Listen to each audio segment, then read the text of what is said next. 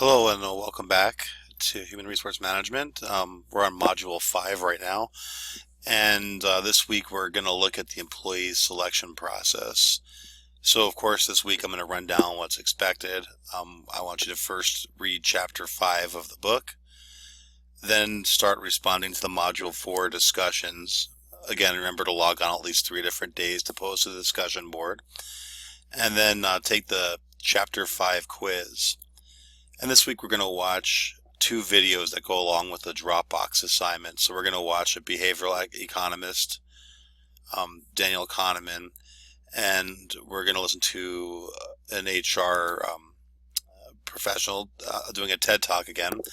And I want you to get some key information from this and use it to answer a couple of questions. Then we're going to move on, complete the Dropbox 5 assignment.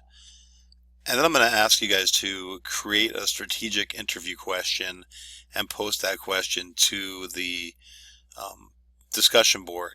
So I want you to include with this question a reason that you're asking it. So what are you trying to get at with this question? So I want you to think about this question and decide what kind of information you're trying to get and explain that. And so with this question, I want you, of course, to explain why you're asking it.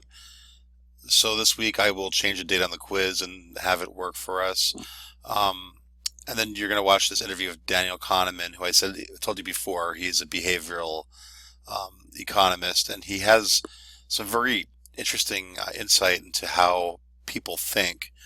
So I want you to take this information, this is outside of the realm of human resources, and I want you to bring this in to this field. So I want you to look at his explanation of systems thinking and apply it to the field of human resources. It shouldn't be very difficult to do that. And then we have this interview here, this TED Talk, and it has a very interesting point to it. So she's going to explain why you shouldn't just rely on the resume to hire. And I see this all the time as a recruiter. Some of the best candidates I see have horrible resumes, or they might not have any resume at all. But it's sometimes your job to look beyond that and find the best fit for the company. One piece of criticism that a lot of recruiters have towards human resource departments is that they use a resume as a filter, and this filter keeps out some top candidates, especially ones who aren't actively searching. So sometimes you have a person who may come in for an interview or may be recruited who is just testing your company out. It's important to look beyond the fact that, like I said, they might have a horrible resume, and in some cases, they might not have a resume at all. You need to look past that and look at the person. But I want you to look at her explanation of this, and I'm sure that as you talk to people, you'll find a lot of people that who have been hired for jobs that they feel they might not have been a fit for initially, but turned out to be great at what they do. So you're going to watch these two videos, and then I want you to explain how the information for these videos can be very important for a hiring manager to understand. Each of these questions, the first two, I want you to have at least 1 to 2 paragraphs, and the third question, I want you to have at least 2 to 3 paragraphs.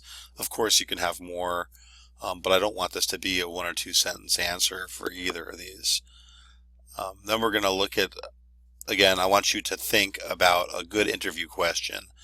And a lot of companies, they have set interviews, they have a structured interview, but they don't always have a reason listed why they're asking the question. And there are some places out there that have gotten very creative with asking these questions. So they ask wonderful questions.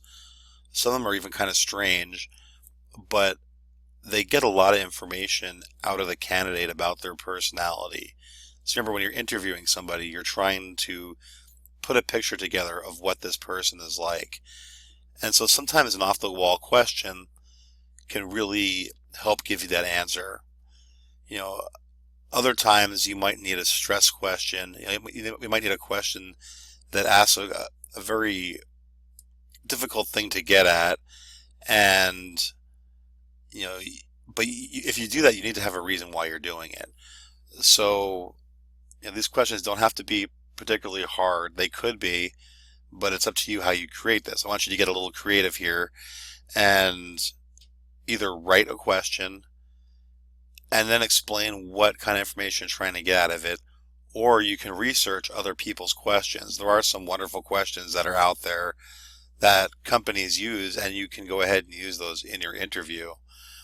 If you do use someone else's information, it's very important that you cite your source. So if you use a Google question, I want you to say that this is a question that Google uses. Give credit where it's due. They could ask one question looking for one particular answer, and you can have your own reason for trying to answer that. So it could be looking for a different piece of information. But still, I want you to give credit where it's due.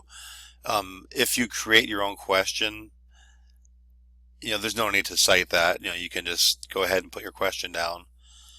And I'm going to have, the reason I want you guys to read these questions through, because when I do this in a class, I usually get some very creative answers. And sometimes these questions are very simple, but they lead to finding some interesting information out about a candidate. So this could be a really fun assignment. I do have the Chapter 5 PowerPoint up. Again, that's optional. You don't have to look at that if you don't want to. And I'm also going to put out there, I know last week D2L was running very slow, so I will go ahead and extend the due date for the quiz for this week for an extra day or two in case you haven't been able to take that quiz. If you have any questions, make sure you get a hold of me, and make sure you get your drop boxes turned in. I know that the paper one is a little difficult, but go ahead and get that started. It's a starting point for your paper you're going to work on, and so I want you to have that in. I will spend the next week getting feedback to you on those. Again, if you have any questions, make sure you email me on D2L. So click this link here. We can have I can get back to an email, or I can give you a call if it's a very difficult question or requires more time. All right, well, thank you so much.